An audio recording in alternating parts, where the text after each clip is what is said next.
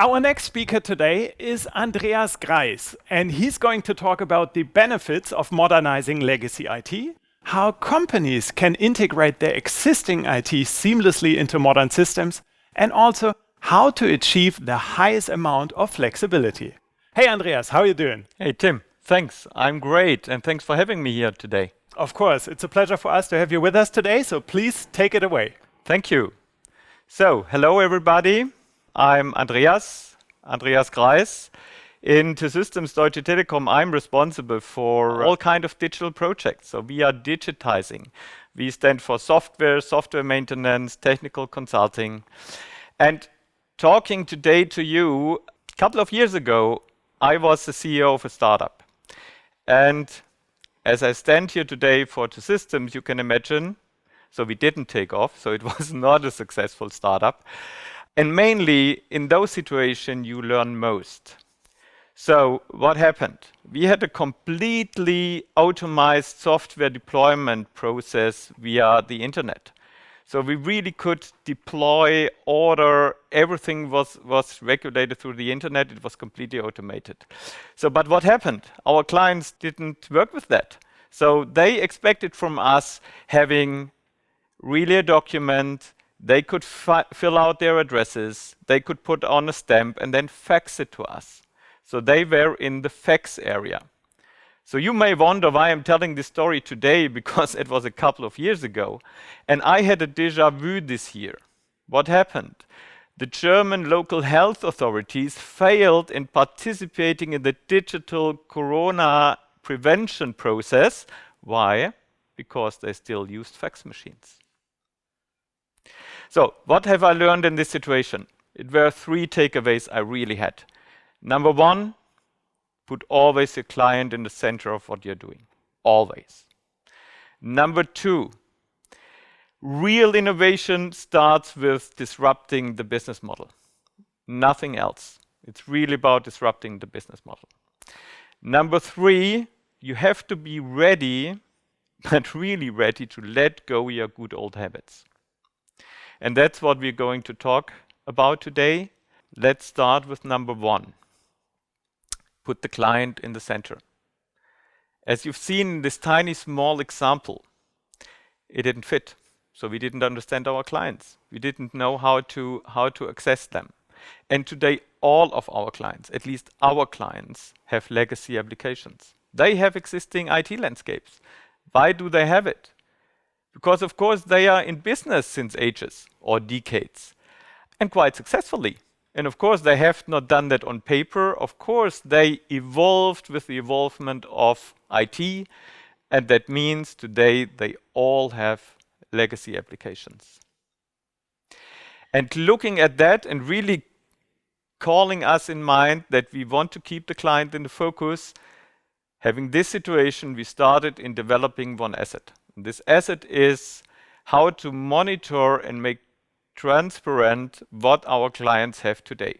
So that's what we called the IT landscape monitoring on LUI.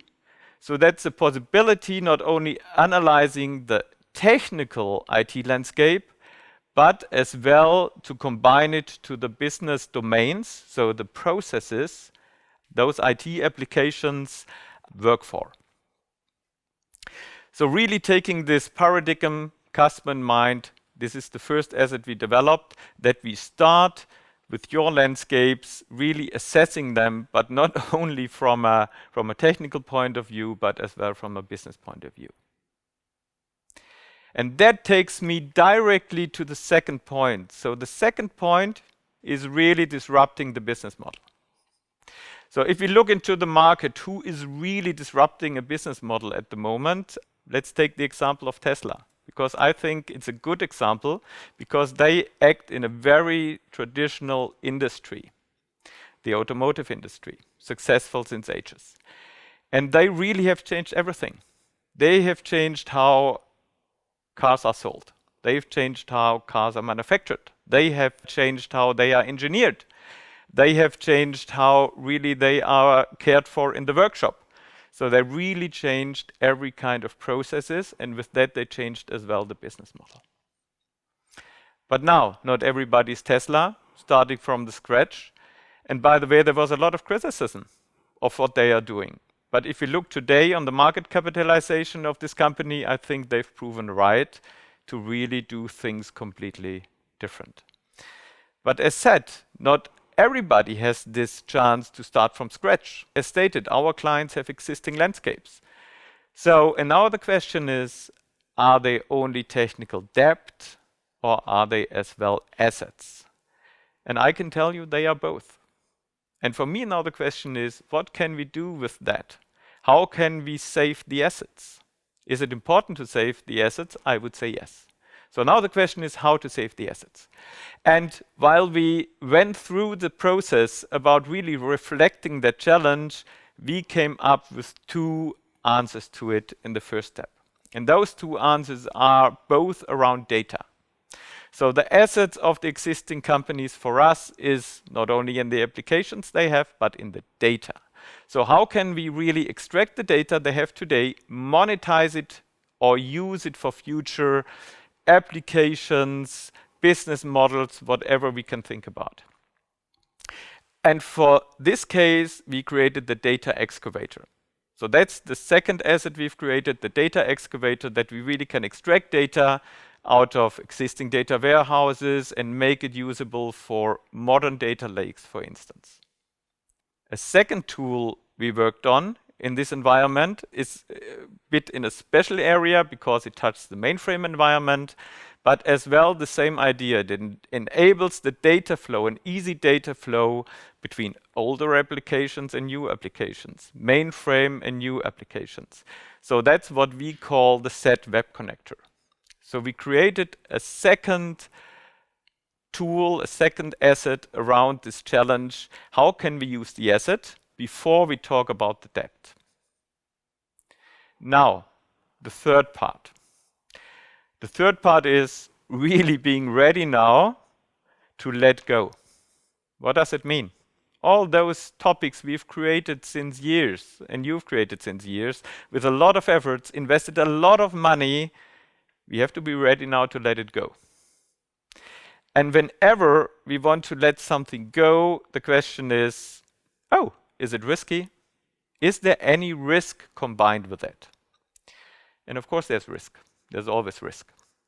And we spoke about Tesla, and you saw probably or remember the journey of them, and it was not always going up, so it was kind of bumpy.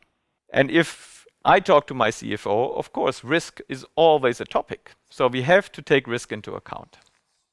So now, taking risk into account, having existing landscapes, and we want to start the journey. We are really ready to let go. Now, how do we start?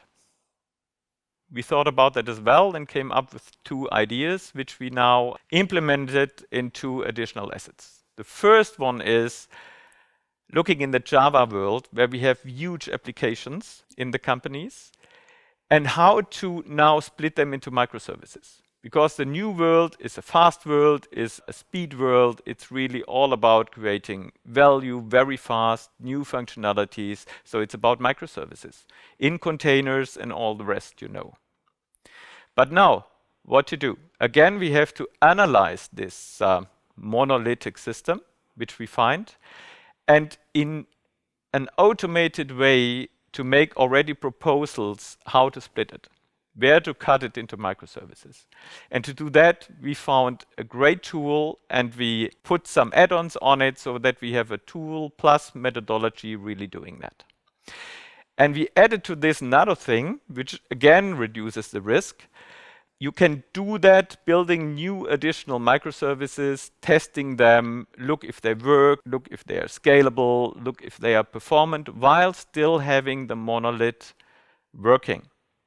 So the monolith still thinks it's complete, but you pull one service after the other out, and it still works together. And when you are sure that everything works, you switch out the monolith. And this can take weeks, months, years, but this is kind of a procedure which is really risk averse. First scenario, important for huge Java applications, and you all know we have tons of them. We have tons of them everywhere. So second scenario, again, a special one. It's about mainframe. And we all know that's probably the most difficult one, because these are the core systems created decades ago. Very, very important data in, but it's a lock-in. It's a lock-in. Technology is monopolistic. The skills are dating out. And of course, the cost always is a topic. So we found a way with our partner LZ Labs to rehost it in one step to what they call, or we call, a software-defined mainframe. And with that, change the platform.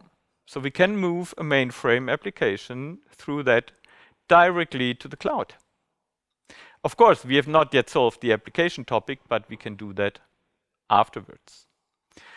So first, moving the mainframe, having the cost effects, going that path. And again, the idea was how to reduce risk. So having said that, probably you saw that I spoke about 5 assets. So the first one was how to get transparency on an existing landscape, technology combined with business, so domain expertise. So that's what we call the landscape assessment or landscape monitoring with Louis. Then on the how to secure asset, because it's not everything depth. So how to secure asset, there we have 2 tools: extracting the data excavator, and really letting flow data between systems, the set web connector. And the third one and fourth one, really now how to transform the application with lowering the risk. And that's the monolith to microservice in the Java world and the rehosting in the mainframe environment. And with that, we really feed all 3 learnings. So the client in the center always disrupt the business model first before an IT solution can really compel. And thirdly, start to do it. Just do it. Start to transform your applications. And those 5 assets we put into a suite, and this suite we call FIT, Future IT Transformation Suite. And at the end, the whole idea is to really accompany you down the road going to the cloud. Because I promise you, everything will go to the cloud, to the public cloud, to the cloud platform place, because there is then from the IT side the real leverage. So with that, I think a lot of food for thought. And if I could say something, then it would be just turn off your fax machines. Thank you very much, Andreas. That was super insightful and interesting. Even though Andreas' talk is over now, I know that we have a lot more on our agenda for today, so let's take a look.